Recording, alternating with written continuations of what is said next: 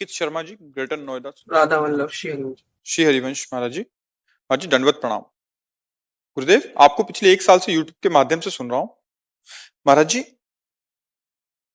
मुझे बहुत ज्यादा जल्दी क्रोध आ जाता है और अपना विवेक खो देता हूँ और गाली देने लग जाता हूँ, जिसके कारण नरक के द्वार पर खड़ा हूँ। महाराज जी मुझे बचा लो, मैं कैसे क्या करूं अभी? नाम जप में बच्चा बहुत सामर्थ्य है। अगर हम नाम जप करें और थोड़ा विवेकवान बने। हम क्रोध क्यों करते हैं?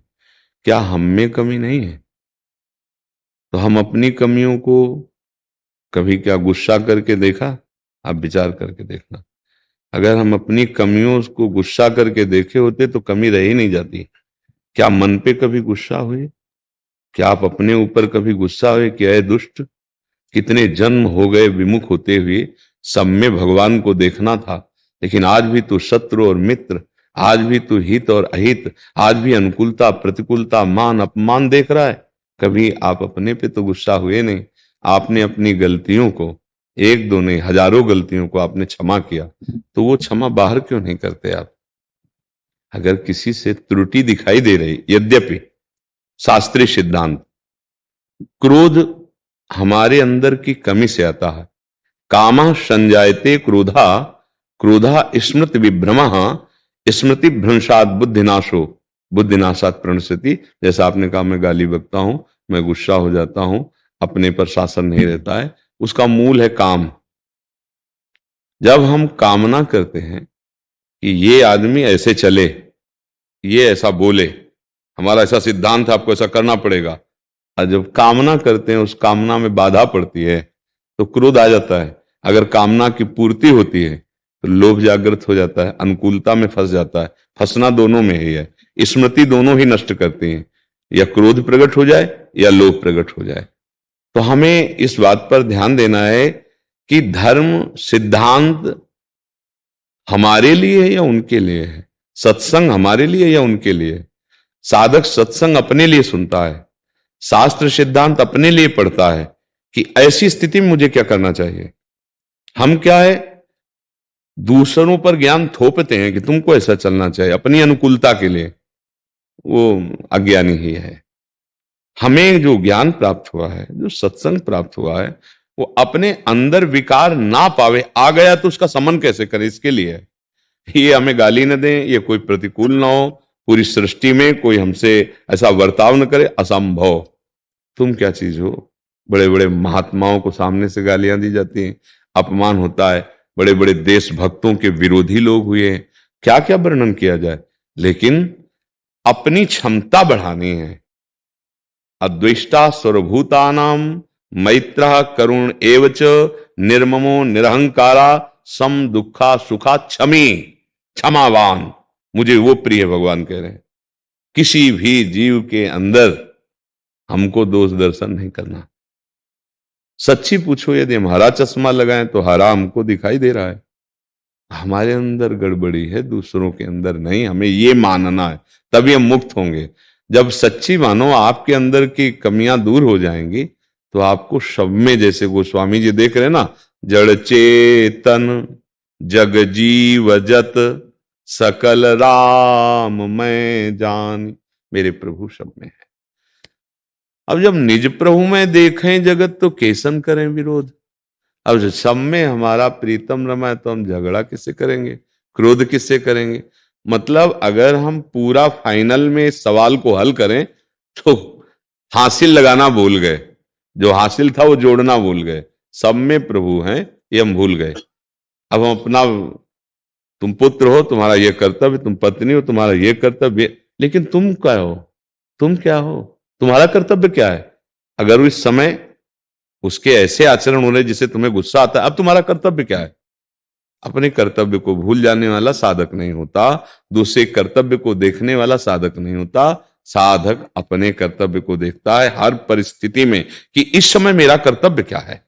अगर नहीं समझ में आता तो गुरुजनों से पूछे जाके कि ऐसी परिस्थिति में मेरा। तो सबसे पहला क्रोध से बचने का उपाय है, दोनों दांत मिला लो और मौन हो जाओ, नहीं बोलना, और नाम जप करने लगो। हट जाओ उस समय, नहीं तो वो वेग है क्रोध का। जैसे काम का वेग होता है ऐसे क्रोध का वेग होता है।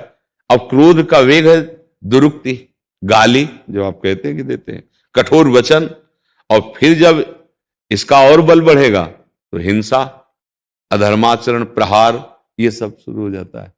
क्रोध का बहुत बड़ा स्वरूप है, मतलब पूरा नाश कर सकता है, पूरा नाश कर सकता है।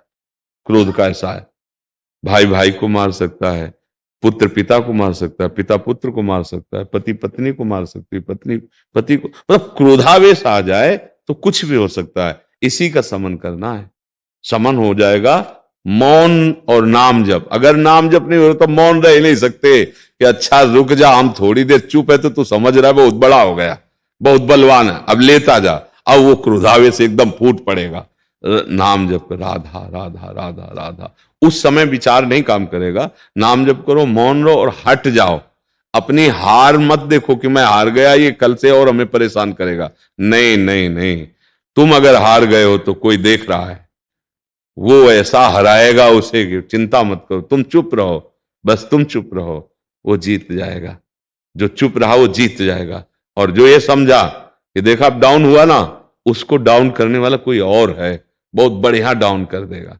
सहन करने वाले के अंदर अध्यात्म की उन्नति होती है, और जो उसको कष्ट देता है वो अपने आप वही कर्म उसका नाश कर देता है। हमने एक बार सुनाया था कि एक बड़ी नाव में सब बैठे, कभी कभी ऐसी नावें होती बड़ी बड़ी नदियों की, 100-100 लोग बैठ जाते हैं, 150-150 लोग। तो उसमें 2 सरकारी कर्मचारी चढ़े जिनके हाथ में संगीन बंदूक भी थी। तो एक संत बैठे थे, उनके शिष्य बैठे थे, तो वहीं खड़े हुए जहां शिष्य बैठे थे, तो उन्होंने घुटनों में जूते से मारा, ए साइड हो। बाबा जी को तो कोई भक्त ही समझ पाएगा, नहीं तो नहीं लगता कि भिखारी है या ऐसा है। पर ये पता नहीं कि किनके भिखारी हैं, ये किनके हैं ये तुम्हें पता नहीं है। ऐसे बूट मारे, ए साइड में। अब पास में गुरुदेव बैठे थे, उनको धक्का ना लगे, अच्छा वहां जगह थी नहीं, सबको ठस के ऐसे बैठाला गया था। फिर उसने पूरा बूट उसके पैर में रख दिया, ए सर आओ। वो संत ऐसे करके रह जाते सर। ऐसा पूरी नाव भर वो करता रहा, बार बार ऐसे। और जब नाव रुकी तो पानी से पहले ही रुक जाती है। कुछ पानी किनारे का ऐसा होता है जहां नाव नहीं जाती है, तो फिर वो अपनी बंदूक को ऐसे करके छलांग जो लगाए, बूटे ही फिसला, और जो संगीन थी ना वो गर्दन में घुसी। तो गुरुजी ने 2 थप्पड़ अपने शिष्य के मारे। उसने कहा अगर थोड़ा तुम बोल देते, थोड़ा कुछ कह देते तो बच जाता, कुछ नहीं बोले ना, मर गया। उमा क्षमा साप होते भारी, ये सिद्धांत समझ लो। अगर सह पाए तो अपने कर्म जाय अपकारी।